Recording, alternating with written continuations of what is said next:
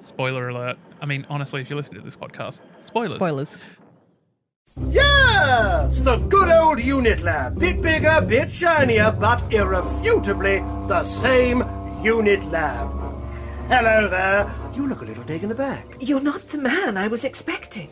Making someone feel inadequate within seconds of meeting them? Oh, what splendid conversational skills you have, Miss, Actually, have we met somewhere before?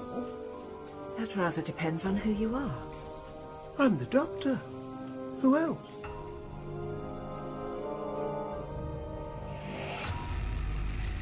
People of the universe, please attend carefully. The message which follows is of vital importance to you all. We present to you a case study of one of the most dangerous minds in the universe. A history of the lives and times of the renegade Time Lord known as the Master.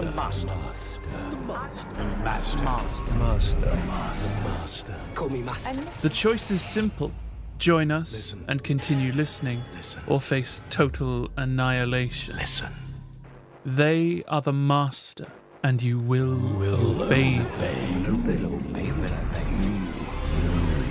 will obey me. Please attend carefully.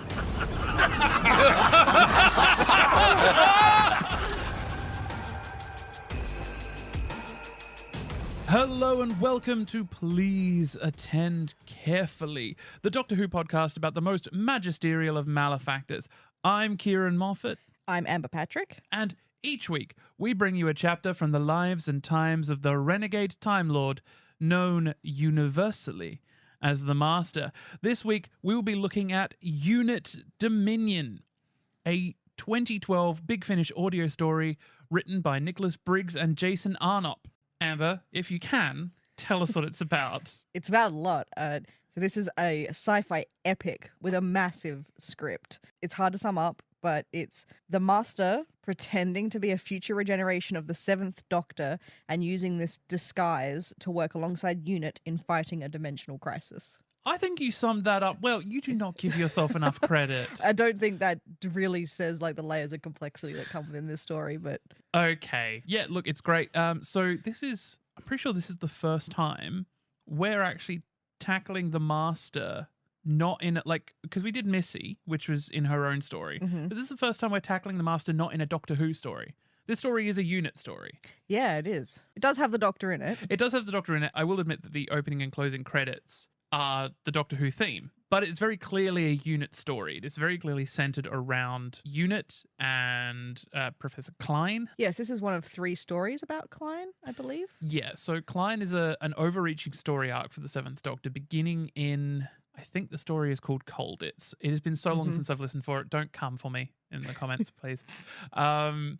Yeah, so she is from Klein in a sort of parallel universe where the Third Reich ruled England, was a scientist working for the Nazis. And the Doctor obviously manages to change that. It's a really bleak story, and I'm pretty sure it actually has David Tennant being really awfully abusive to Ace. Oh, right. He plays a Nazi. Before he was the Doctor. Before he was the Doctor. Yep. I believe he started working for Big Finish because one day he was recording like a voiceover in a studio and someone told him that the studio next door was recording Doctor Who, and he went over there and he's like, I want to be in it. I will do anything to be in Doctor Who, please. Wow. And that's how he started. He's most famous for playing a unit soldier, Colonel Brimacombe Wood. But we'll get to that. But anyway, I digress. So yeah, this is a unit story. It's a great story. It is an epic. It is 4 1-hour stories. Yeah, it's huge. I listened to some of the extra features, and I think they said it was like 400 pages of script or something delivered to their doors when they got this. And it just was the biggest thing any of them had ever tackled with this. It's also the Reborn Master, Alexander Macqueen. Yes, Alexander Macqueen is a brilliant actor. He's a great comic actor for radio, and he has such a distinctive voice. Yes, it's amazing. I want to say right up top, I want this Master on the screen. Oh, I'd love this needs to be like, I'm sad that not enough people know about this Master, because this is one of the best like Not that I want to rank them, but he deserves to be up there with all the others in the common knowledge of masters. Yep. I love that, like, as far as catchphrases go, you know, the master often has, you know, or you will obey me, I am the master. His catchphrase is, hello, you. Yes, one of my notes says the campest entrance of any master ever. Because we were introduced Oh, come on. What? I always dress for the occasion. Well, that's not his that's not his entrance. Yeah. That is pretty camp, but this is joyfully camp. It is wonderfully it is like if he was on screen, he would be chewing the scenery. Like he is. Yeah. Oh, it's fantastic. Yeah. So this story opens with the Seventh Doctor and Rain, his companion. Yep. So I feel like I should do a segment for this show. I should generally do a segment that like points this story within its continuity. So Rain Creevy is the Seventh Doctor's companion after Ace has left to become a Time Lord. Rain was originally designed to be the companion for season 27 that never got made. Right. So she is the original idea. She's a burglar, which features very heavily in the plot of this story. Yes, I really did. I'd never heard Rain in any other audios before. So as a character, she's great. The actress does a wonderful performance. My only complaint about her is that she sounds exactly like Bonnie Langford. So you're just like, sure. Mel? Yeah, so the Seventh Doctor and Rain are together. Yep. And suddenly another TARDIS lands, and you can hear it isn't it's the slightly Doctor's different, isn't TARDIS, it? Yeah. Just like in Terror of the Autons when it lands. When it lands and it sounds slightly different.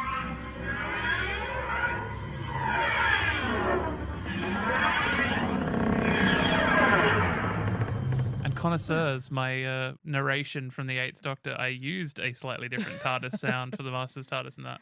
And he comes out and he pretends to be a future regeneration of 7.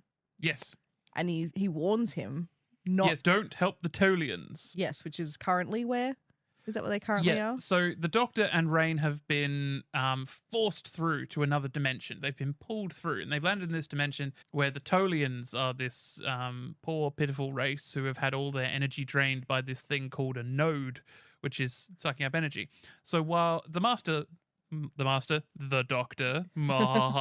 lands and says, "Oh no, don't help the Tolians," and then he disappears off back to the normal dimension. Yeah. To deal with another node that's there that UNIT have found. Yeah, and so we find out that UNIT are dealing with this node, and the Master and the Doctor both use the same way of reducing the nodes down to hand holdable size. Like they're giant, but they shrink them down, both using the same tech. Yeah, and you can hold them.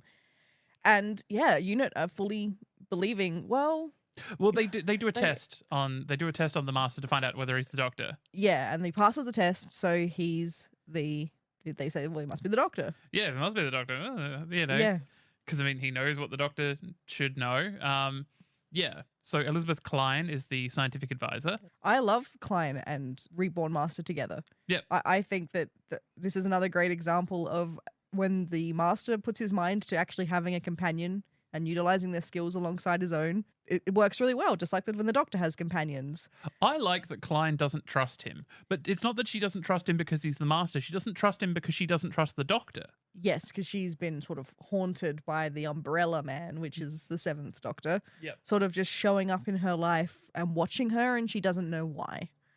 Which we find out is because he knows what her previous life was. He wants to make sure that, there are no homicidal, genocidal tendencies. Yeah, no regression in her personality. So, she doesn't trust the Doctor, so she doesn't trust this guy. But he seems to be on the level. He does everything in their best interests, and he's friendly and he's capable. He does keep wanting to get the node and go back to his TARDIS. They are very suspicious of. He's like, if I could just have the node now, I'll just take the node back to my TARDIS. And they're like, no, you're not allowed to do that. And I love how frustrated he gets with them. Yeah, over it, because as much fun as this Master is having all the time, he's also that undercurrent of annoyance. Yep. Is sitting underneath, and he's trying to be happy and he's trying to be friendly, but if I could just have the node now, please. So we find out the nodes are relics of an ancient group of Time Lords called the Dimensioneers, which does sound like a Saturday morning breakfast cartoon. So the Doctor finds a part of his TARDIS because his TARDIS is like the only Type 40 left standing, and it's so old it remembers a time when the Dimensioneers existed. So he finds a part of his TARDIS that's been locked away and uses that and the node to start bringing the power back to the Tolians' world. And then the Tolians, surprise, come in and they're just like, no, keep the power coming. You know, we want more power. We want to be more all powerful. It is really hard to keep track of everything that happens in this. Right. Because this is so fast paced and there's so much going in that you can hardly believe as you're listening. Yep. Just how many layers of this there are. And I really love the way they switch backwards and forwards between the Master and the Doctor saying the same thing. Like they're so on the same wavelength that they transition the sound and the speaking to mirror one another. And that's how it transitions between scenes. What are the chances of success? Don't worry, Arazel. We'll soon have this terrible thing shrunk down.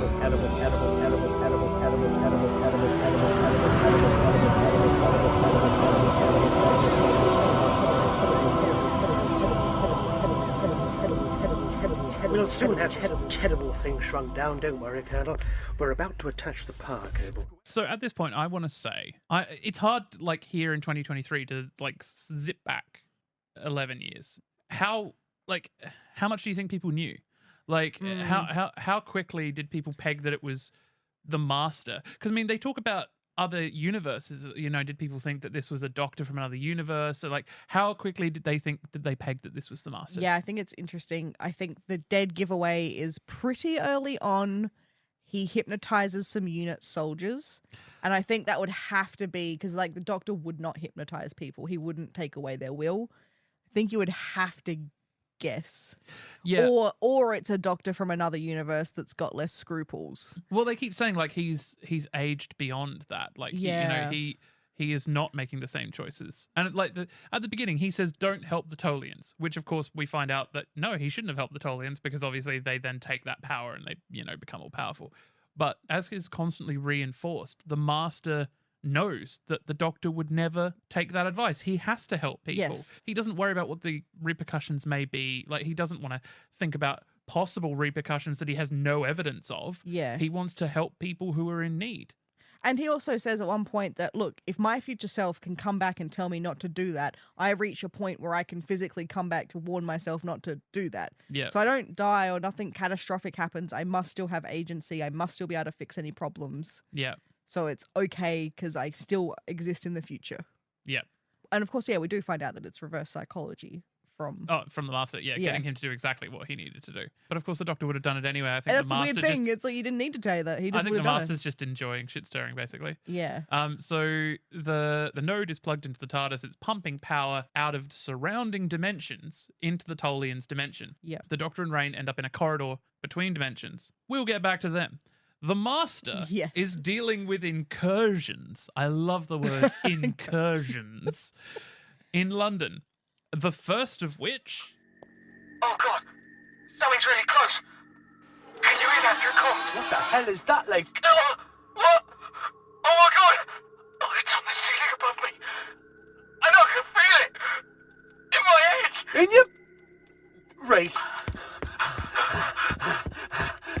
I'm coming over there. What is it, Maynard? Talk to me. Stay back, Sarge. It doesn't want me looking up at it. What?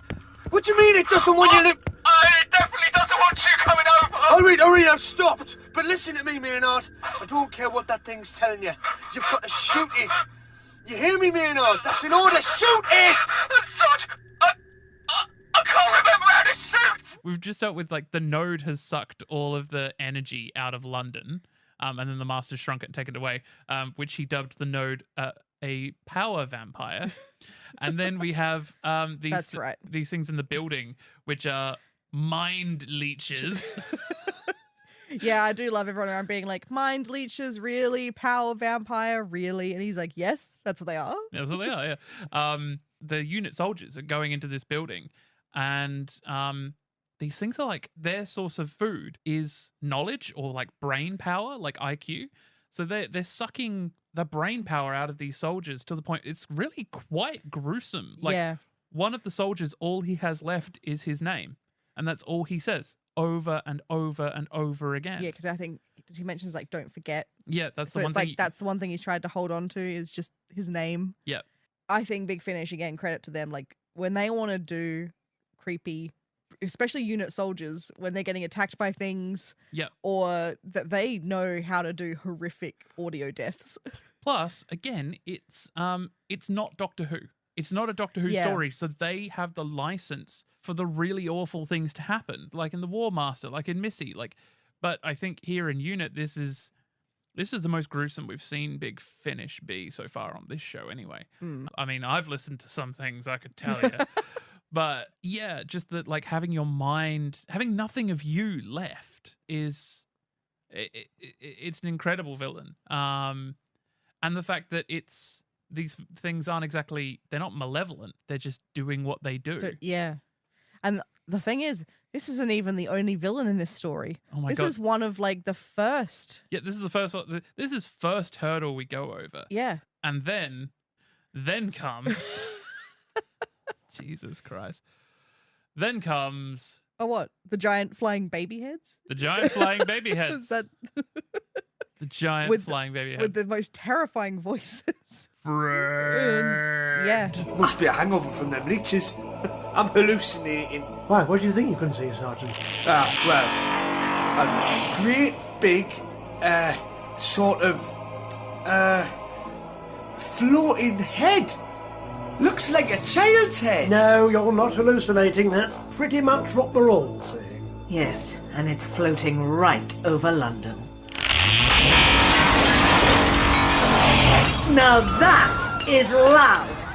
And I really don't care for the look on its face. No, that is not a good smile at all. The best part about these is that the Master rides them around. Yes. Like, just jumps on top of their heads and flies them around. We find out that the reason these things are here is because all of this power being sucked out of the other dimensions into the Tolian's dimension is breaking down the dimensional walls, and things from other universes where physics is different exist there. So that's why these things are coming through. They're bleeding through gaps in reality. Yeah. So I should say that the Master does get Unit to take him up on a helicopter.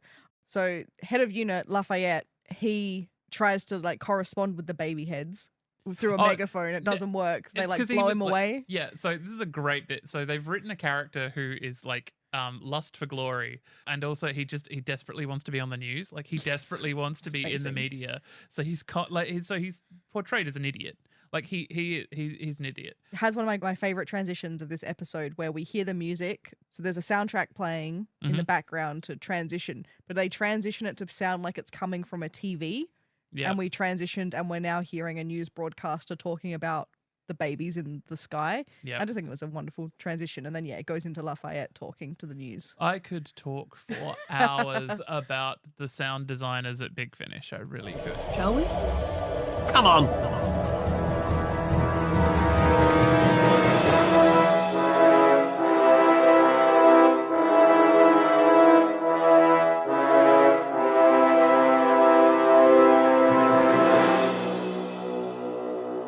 Watching a special live emergency broadcast on all channels. So Lafayette fails to commune with the babies. He gets so the babies just basically just blow him, like just fuck off.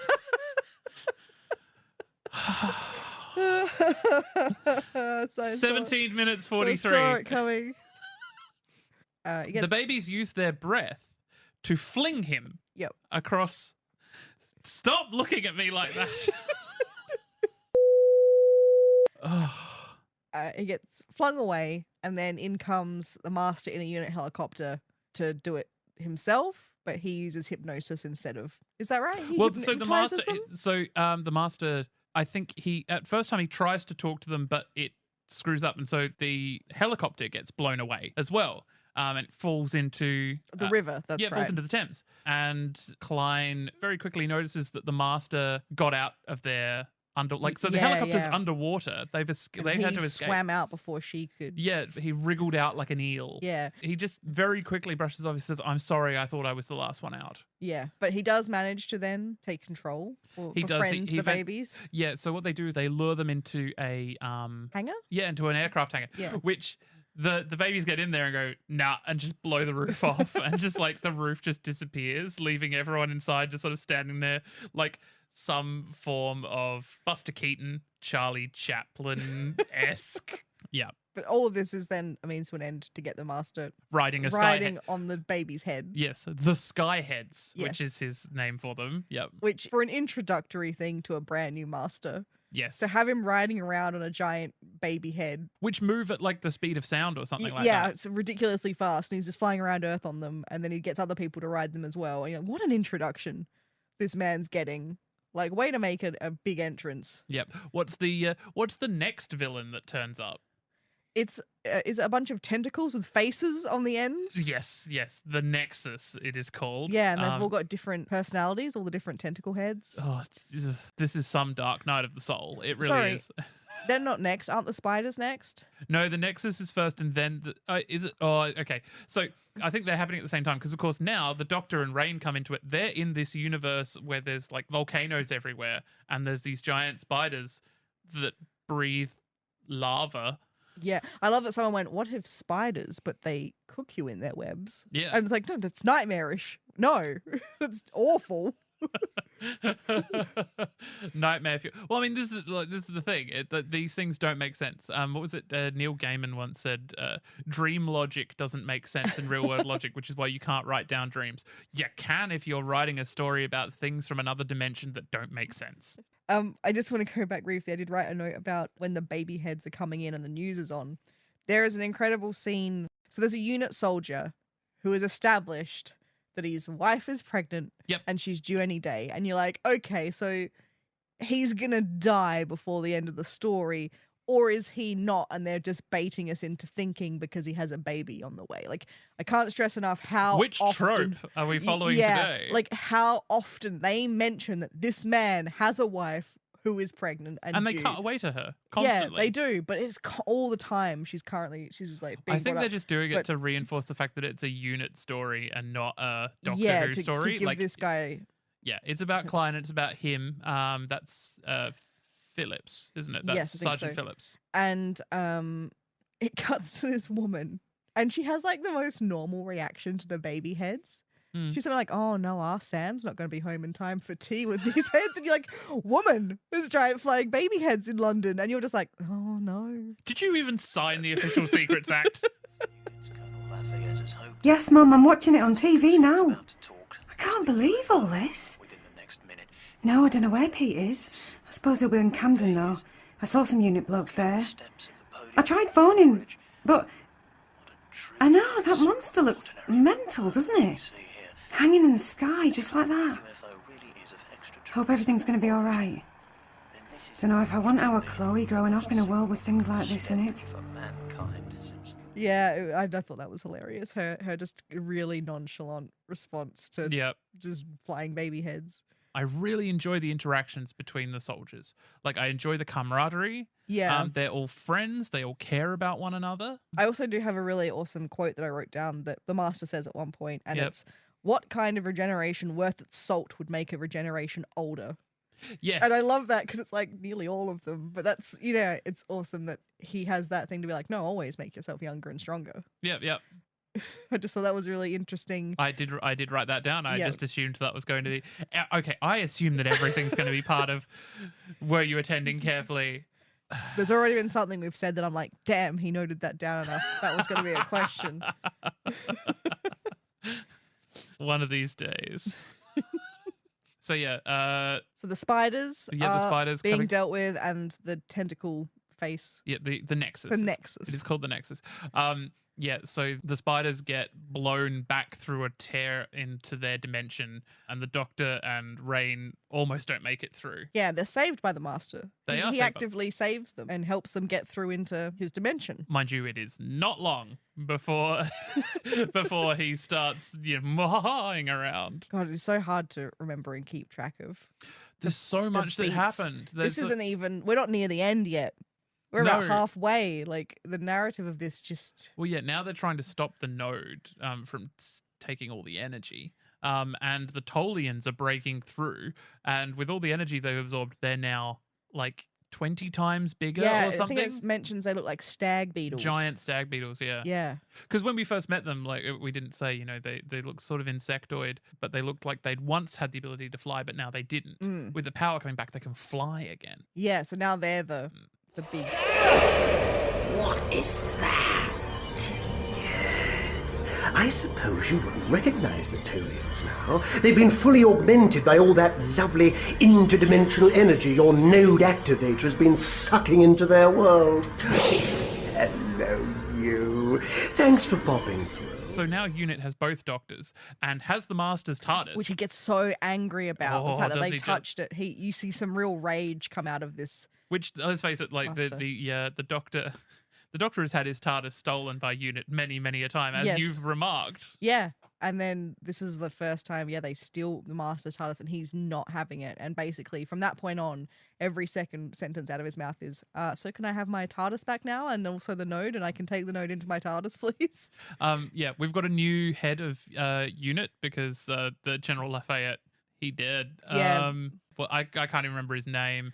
It's some double-barreled surname. It doesn't really matter. It doesn't really matter. We've gone from oh yes, I want to talk to the media. Yes, well, maybe Doctor, one day you'll help. To suddenly it's just like, you are an alien, I'm in charge. You know, very sensible version of a unit commander. Mind you, you say sensible. He's gone too far the other way. He's suddenly like, I'm going to fire on the Skyheads, and the Master's like, they're from a universe that has different physics to us. It could ignite our atmosphere. Yeah. And he's just like, is that likely to happen? It's like, I want to do it. Is it likely to happen? Although, yes, I'm sure you're an expert on other dimensions, Major, aren't you? Yes, I expect you've been to several of them and made copious notes on how the laws of science can vary wildly depending on which dimension you inhabit, and that creatures travelling between dimensions can more than likely be made up of matter that becomes volatile in our dimension. I really don't have time for your Put sarcasm, bluntly, Doctor. for all you know, a massed attack on our flying head friends may cause a chain reaction that could ignite the Earth's atmosphere and snuff out all life on your precious little planet. Are you being serious? No, I'm just making it all up for my own entertainment. Okay, so let's go back to sort of some plot here. Of so the Master gets the node and kidnaps the Doctor and Yes. leaves in his TARDIS. Yes, and everyone thinks they've gone off together. They don't Yeah. realize it's a kidnapping. They think that the Doctor has left. With the Doctor, Yeah, and Rain is held prisoner by Unit. where she accidentally gives away the truth of Klein Yes. having been a Nazi scientist. She's not done a very good job of hiding it throughout. No, Calling not her really. Fraulein Klein. Yeah. And you're like, come on, Rain. Just that's the one thing you're just not meant to say. Also, you don't be a dick. Like, Yeah. just don't be a dick.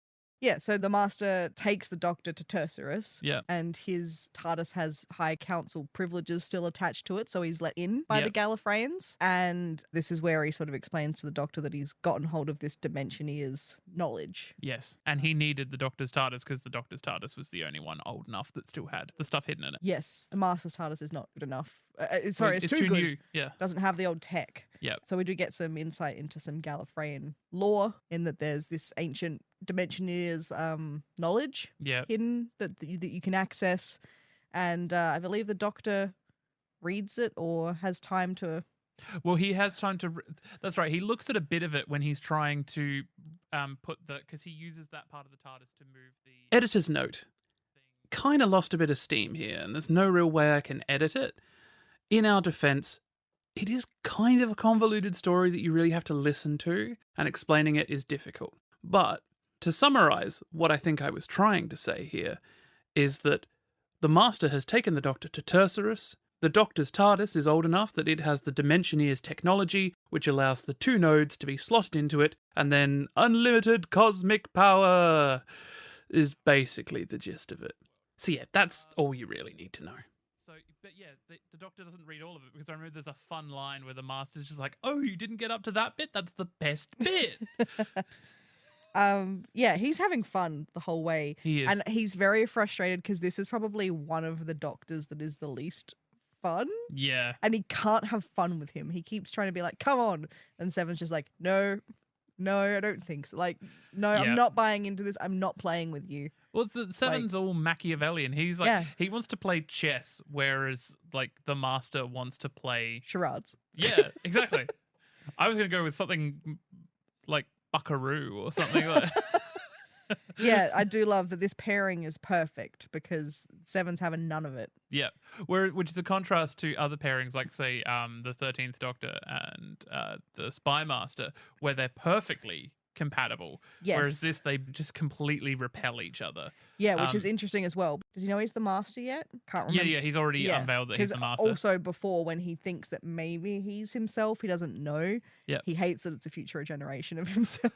Well, one thing that has been shown to be constant throughout Doctor Who is that the Doctor hates other incarnations of himself. Yep. He can't stand it. Which is like, if you met your teenage self, you would punch them in the face.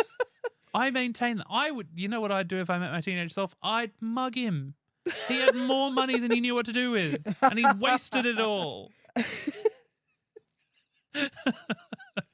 Not Doctor Who related, but valid. So the Master takes the Doctor into an interdimensional corridor, and he takes him in the interdimensional corridor. Sure does. He's going to use both the nodes and the activator, and he intends to slave the Doctor's mind to the machine and use him to have control over the dimensions. I can go again on that if we think I need to. No, it's fine.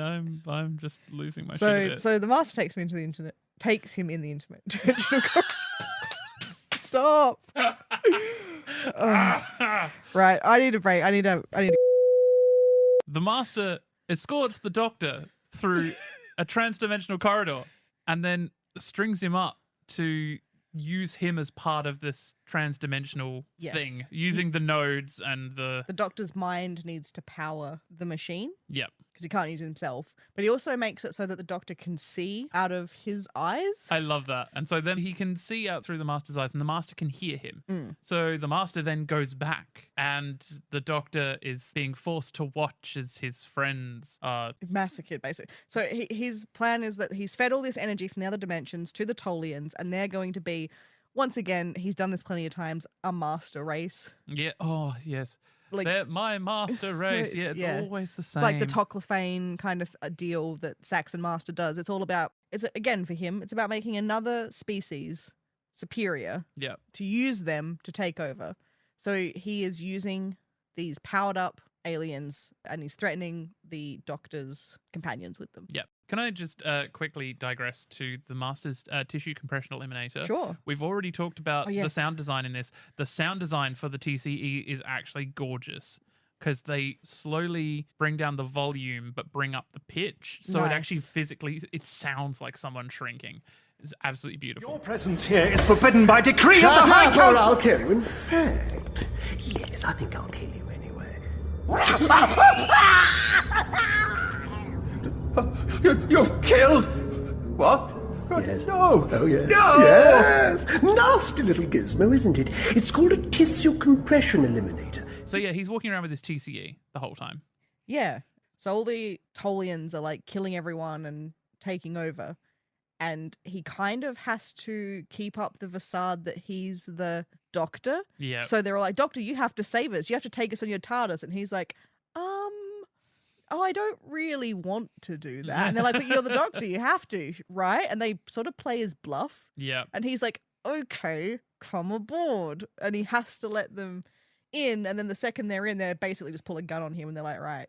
Yeah, who are you? Yeah, you're not the Doctor. Where's the real Doctor? And he's got It's weird that no one suspects the Master. The name isn't bandied around at all. Like, even though UNIT have such a strong history of the Master, might I point out, the Spy Master is probably here at this point as well. Yeah, throughout the entirety of Doctor Who, any episode set on Earth, since the 1950s, he's there somewhere. Yeah, and so he's threatening them with his TCE. Yep. And they're threatening him with a gun, and it's a bit of a standoff. Yeah. And I do love that while this is all happening, the Doctor is in the Master's mind because they're psychically linked. Yep. And he's just whispering in his ear like, they don't trust you. They know something's wrong. It's not working. And it's like, don't let the Doctor be in your head. Yeah, like, what are you doing? This is a message for the Master in general. Don't let the Doctor be in your head. Yeah, you're just, everything was going okay for you. And now you're just letting him undermine you in live reaction. Don't let that happen. Look, all this can wait. Just let us into the TARDIS. I'm not bluffing, Doctor. So what will you do now? Master. If you don't do as they ask, the Major will shoot you. If you tell them who you really are, the Major will still shoot you.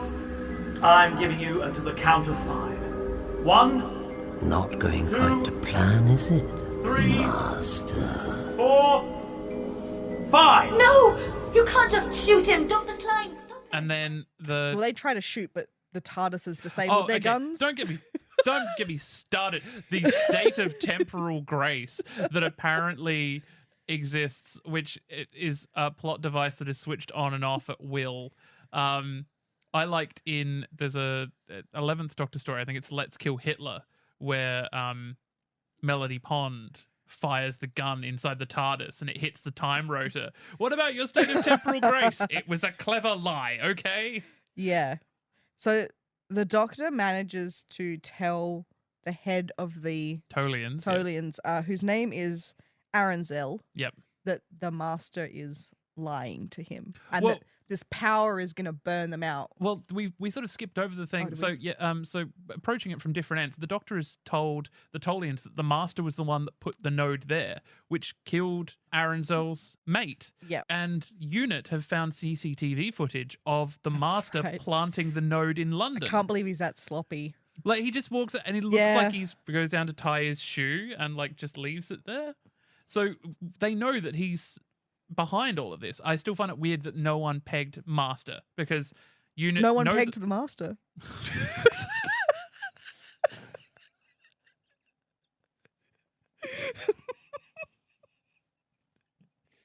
I feel like we need a forfeit for every sexual innuendo.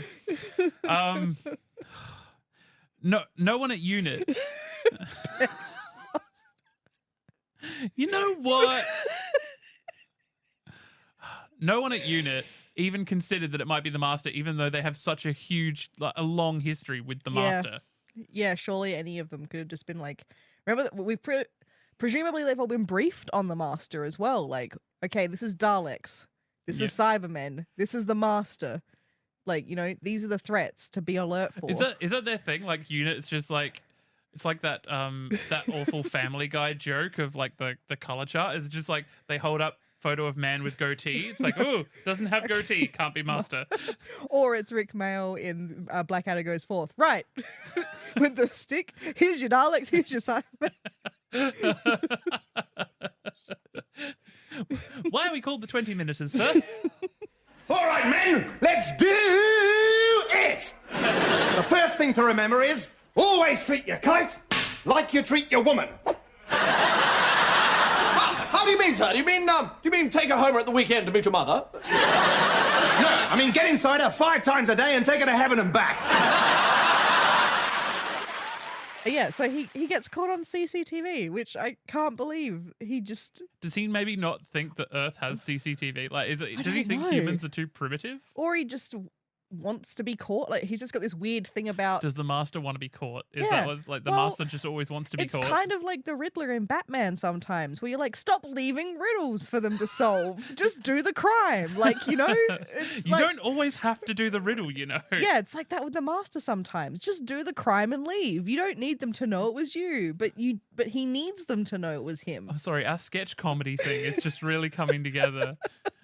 I love the idea of the Riddler. It's just like, stop doing the riddle after the crime. No, I only do the crime because of the riddle. Yeah, I've got a really great riddle, so I've got to find the crime to match. Yeah. Okay. Yeah, no, you're right. It seems a bit silly. So yeah, then the Doctor tells Aranzel, and Aranzel turns on the Master, as is always the case. Yeah, when he just gets caught barefaced in a lie. Yes, I think I'm entitled to say 'twas ever thus. But the Tolians lose their strength because the Doctor turns the nodes off. Yeah.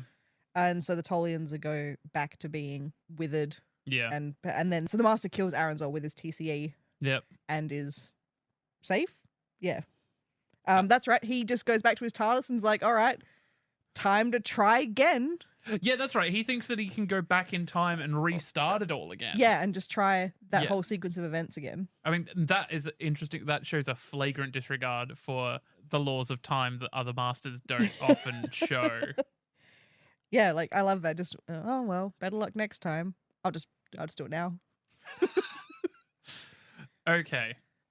I think we've actually managed to cover it, weirdly. Yeah. I think it feels like a lot when you're in it, but when you actually try and explain it, it's just like, they had to be there. Yeah, there were a lot of details that are. If you haven't listened to this audio, we haven't, captured the mood or the pace or the thrill that this is like. This is one of the single best Master stories we've had up to this point. You must go listen to it if you get the chance. Essential listening, definitely. Yeah, I mean, he's trying to create this universe for himself. His dominion. It's the name of the episode. Yeah, he's trying to get control across every single dimension, not just this universe, so that he has his dominion. And we don't often see like the dimensions handled so sort of flippantly. Yeah, really fluid. Like it doesn't make a huge deal. It's just this is what it is. He's breaching the walls of dimensions, and that's the story. Yeah.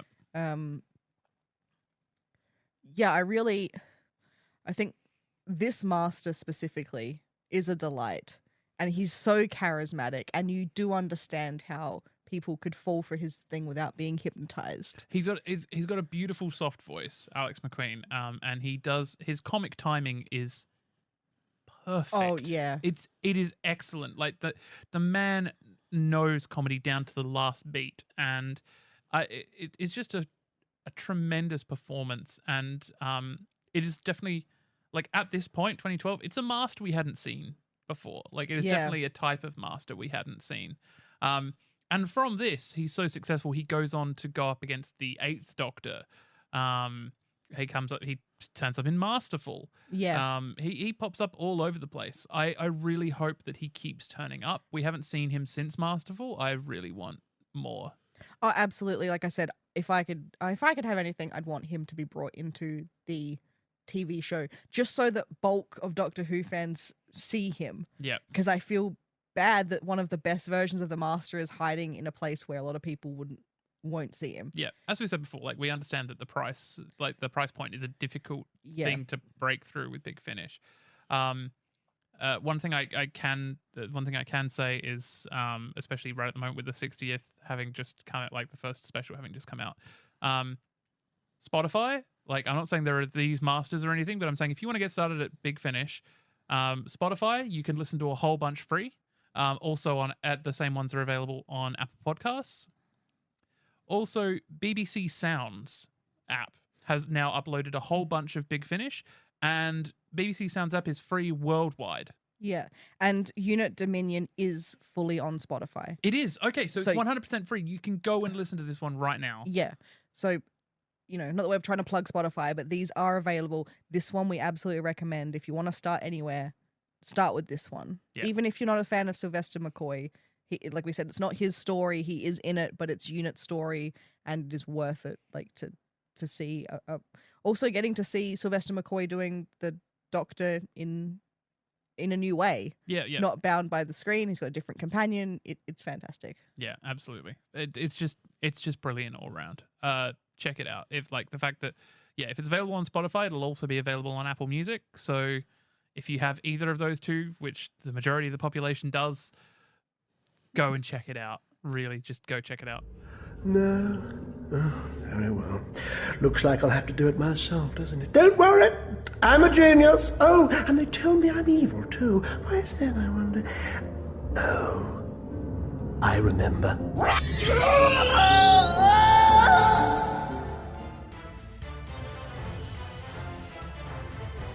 Okay, Ciarán, it was a huge episode. Were you attending carefully to all 4 and a bit hours of it? I think I was. I have a feeling you're going to get some of these already. Yep. One of them you did get while we were talking about, so we'll see how we go. What is the password string? What is the password string? The password string is Yeti Inferno Kettlewell Zygon Crinoid Kral. Correct. Password string, please. Yeti Inferno Kettlebell Zygon Quinoid Graph. Welcome back to Unit. What top-notch ding-dongs does the Master say that the Colonel missed? I have no idea. No, go on. It's the Axons, Autons, and Sea Devils. You've missed some top-notch ding-dongs, I can tell you. Axons, autons, sea devils. Plenty more where they came from, Doctor. Now, I bring this one up because it's funny that this is the same 3 things that the John Sims Saxon Master used as examples of previous I adventures. assume that is because, and I suppose that's meant to be the first hint that he's not the Doctor, right? Because that string of things, they are from stories that don't involve the Master. Those 3 things that he reels off are from Master stories. But I do love that there are so many Master stories, yet we seem to always use these Delgado stories as the touch points, which again just continues on to what we've said about his legacy in the role. Yeah. His adventures are the ones that they bring back as examples of adventures, despite there's all of Ainley that they could mention, but they don't. But then again, Ainley doesn't go up against Unit. That's true. But Sim Master also said things that he wasn't talking to. Yeah. All right. What phrase will bring the Unit soldiers out of their hypnosis? Cloister. Nothing and no one can touch you now inside that impenetrable box. Not even me, although you will respond to direct commands from myself and Dr. Klein. Heave that big door shut and lock it, twisting the dial. Only you can open it now, and you won't do that until I say the word cloister. That's it. Close the door, and it is done. You're getting too clever. This one you got already. What animal does Klein compare the Master to when he's in the water? An eel. I love that image of an eel. that's the single. I just imagine him just slithering out of the helicopter. That amused me. Oh, I couldn't see him down there. I saw you, Doctor. Swimming out like a young eel, every man for himself, eh? You're all business. Oh, I am. I'm trying to make you laugh, but you won't. Right. Where did the Master get his second-hand TARDIS from, and who owned it before him? Chancellor Goth. Yes. And he got it from Tercerus. Yes, he did. Yeah, cool. Yeah, just checking. That's from the Deadly Assassin. Yes, it is. Yes. The end of the Deadly Assassin. So that's an interesting spot to connect this story to, in that he's still got that same TARDIS. Or at least that one's been around somewhere. Yeah. This is Tercerus Vault Control to Gallifrey. You have an intruder, Tercerus Control. We know. A TARDIS with High Council protocol privileges has... Our spatiotemporal scanners identify it as the TARDIS belonging to Chancellor Goth. Chancellor Goth? But he was killed. There was some scandal. No one ever knew what happened. He was killed by the Master. I take it you heard of the Master. What does the Master want to do with the Time Lords after using the TCE on them? Stamp on them? No. Oh, God, go on. I don't know. Pop them in the bin. Pop them in the bin. Okay, right. I just really love that. We got 2 Time Lords that you've tissue compression eliminated. Pop them in the bin. Yeah, just... We'll pop them in the bin later, shall we? What's the only reason the Master would hug the Doctor? To stab him? No. To check for weapons? No, go on. To steal his TARDIS key. Oh, of course he did. I can't remember if you're tactile, but I am, so I win. Give us a hug, old timer, or young timer, depending on your POV. They hug. They do hug. They do hug. Yeah. That's all. Yeah, that's it. Yep. Oh.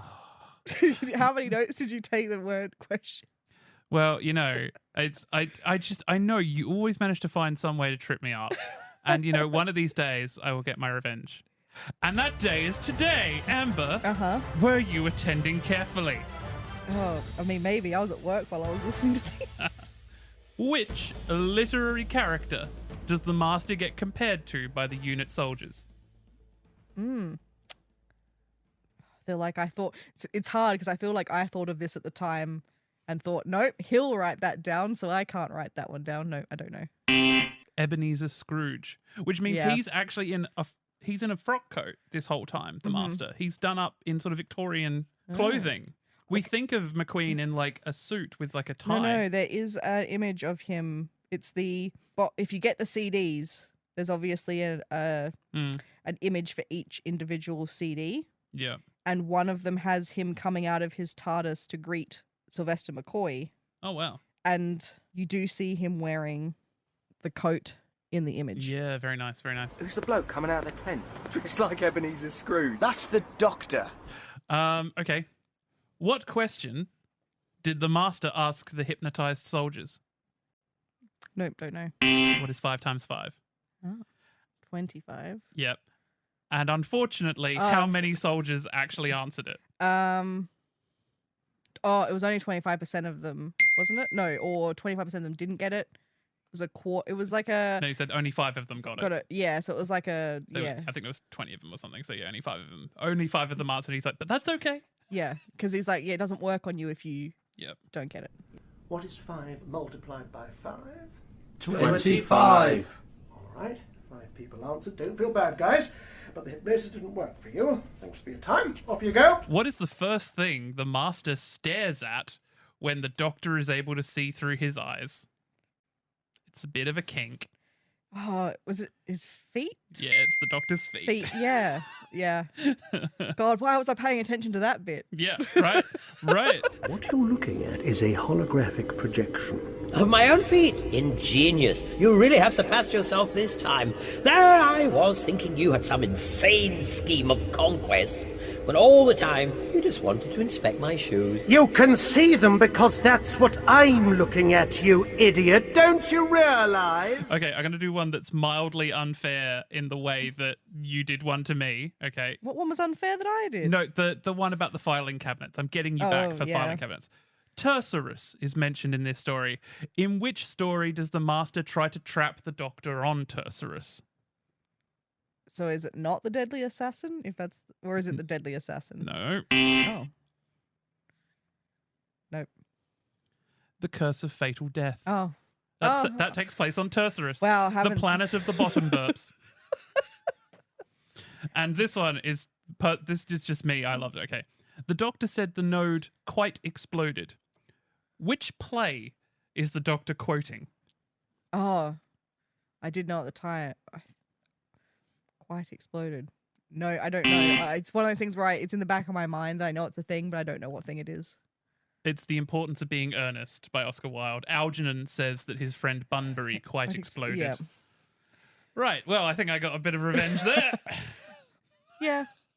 Although I feel like my questions aren't as like deep cut. Sorry, what? Mine aren't as like deep cuts. Mine's like, why won't they hug? How many? I'm taking out like what are we up to? Like 10 episodes of frustration on here. Yeah, I feel like filing cabinets and lamps. I don't know which episode's coming out first, if we've already had lamps or not. But the lamps. Filing cabinets goes out first. Yeah. But yeah, no, the lamps questions. I don't know why you asked the question about the string. Because that was the one. The string. Yeah. The string. That was the one, like, when I was listening to it, I'm just like, when you listen to something and you know it's going to be a thing. And you said you weren't going to use it. Yeah, I was double bluffing. But also, I came up with 7 questions and I was going to drop a couple. But then I was like, I'll just ask them all. Because I wasn't necessarily going to ask that one because I'd already written it down. It is one of the most fun segments of the whole show. It makes you attend carefully, so its purpose is fulfilled. I can't believe you. Oh, some of those questions on your. What? No, it's fine. What ones were bad this time? No, it's just I'm annoyed that I didn't get them. It was funny because I knew that you were going to write down the password string, and what top-notch ding-dongs came like straight after it, and I was like, right, he's going to still be recovering from writing down the string that he's not. I had to keep like rewinding and pausing and then double check because also his pronunciation is a bit weird. It's also just on the wiki.